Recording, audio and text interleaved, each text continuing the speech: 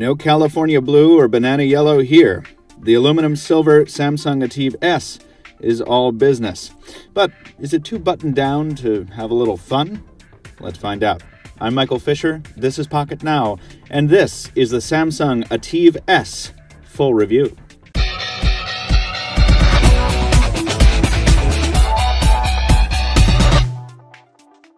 The ATIV S shares some commonalities with many of its Windows Phone competitors. It's powered by a dual-core 1.5 GHz Qualcomm S4 backed up by a gig of RAM, and it packs an 8-megapixel camera and either 16 or 32 gigs of onboard storage.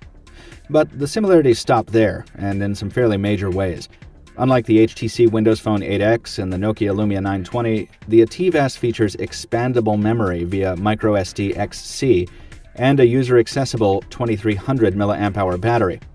And its bright 4.8-inch 306 ppi Super AMOLED display, familiar to anyone who's seen a Galaxy S3, is the biggest available in the Windows Phone 8 space. The screen's not the only thing that's familiar about the ATIV S. The chassis bears a visual signature that is vintage Samsung, looking like an updated Galaxy S2 or maybe a squared-off Galaxy S3. Love it or hate it, the home button is back again. The phone is light at 135 grams and it's slim at 8.7 millimeters. It feels nice in the hand, if a little slippery. Samsung has really mastered the art of faux aluminum with the hairline metallic finish on the back, which looks incredible in person. This isn't a phone that'll turn a lot of heads at the club, but it'll definitely earn you some points in the boardroom.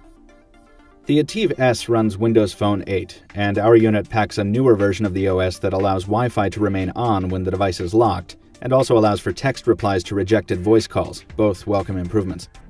The ATIV S hardware runs the OS as smoothly as you'd expect, and it really pops on this big display, especially with the inclusion of more accent color in Windows Phone 8.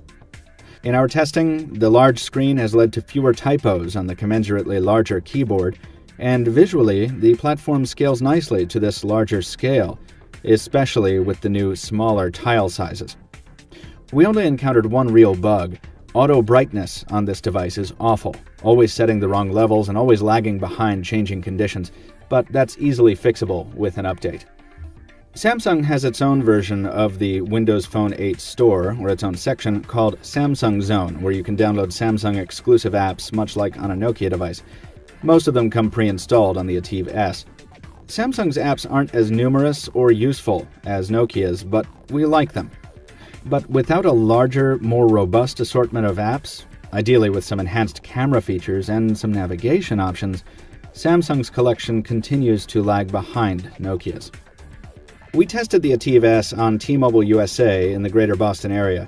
Callers said we sounded fine in normal mode with a slight but manageable reverb when switching to speakerphone, and that's pretty normal. Unfortunately, as on most smartphones, though the speakerphone is capable of delivering ear-splitting ringtones and media volume, it's limited to perhaps half intensity on voice calls. That's annoying. Data speeds over T-Mobile's network were fairly good when we were in an HSPA coverage area, averaging about 7 megabits per second down and about 3 up. We're still conducting battery life testing. See those results on our full written review at pocketnow.com. But as of the recording of this video, performance looks promising. It took approximately 9 hours of moderate use to reach the 25% mark, which is pretty good. The 8-megapixel camera seems to cope adequately with most lighting situations, and there's a fair amount of tweaking you can do in the software to either get a great shot or just have some fun with filters. Shots came out sharp and richly colored for the most part, and they look great on the ATIV's Super AMOLED display. Video is acceptable, though autofocus is a little slow compared to other devices. The ATIV S delivers a very good Windows Phone 8 experience in all. While its physical design is conservative and not as flashy as the Nokias and HTCs, it packs the huge advantage of both a removable battery and expandable memory, something you have to go into the mid-range for to find on the other brands. In addition, there's that huge display, a solid camera, and a good feel in the hand. And it's light and thin enough to disappear in a pocket. We wish Samsung had more custom software available, but we also think buyers will be quite satisfied with this device. The unique features of the Ativ S combine with its many pluses to earn this device an 8.5 out of 10. Everyone, thank you for watching our Samsung Ativ S video review. If you'd like more detail, including benchmark scores, more screenshots, more camera sample photos, and embedded camera video, visit us, pocketnow.com. That's where we have our full written review of the Samsung Ativ S. We'll also be discussing the Ativ S on the Pocket Now Weekly podcast and on the Pocket Now Daily broadcast.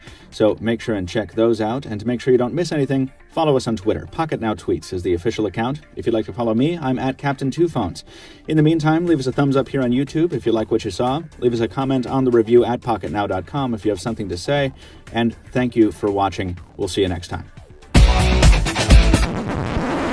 And stay tuned for a lot more coverage on the Ativ S, other Windows phones, Android phones, and iOS devices, tablets, devices, electronics, all kinds of shit.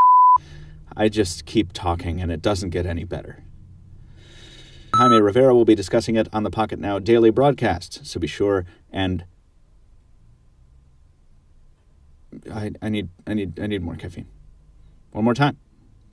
Now.com if you have something to say, and thank you for watching. We'll see you next time. There's the winner.